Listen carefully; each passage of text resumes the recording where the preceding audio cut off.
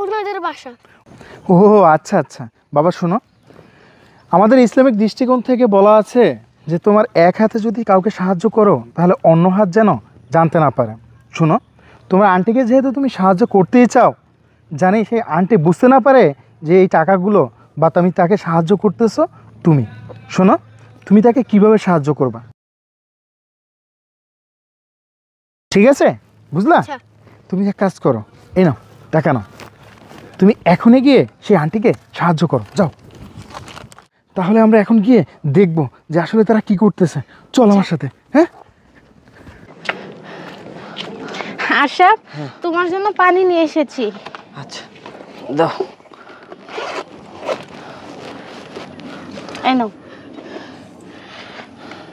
আরে আরে আশরাফ, দেখো ব্যাগে কতগুলো টাকা।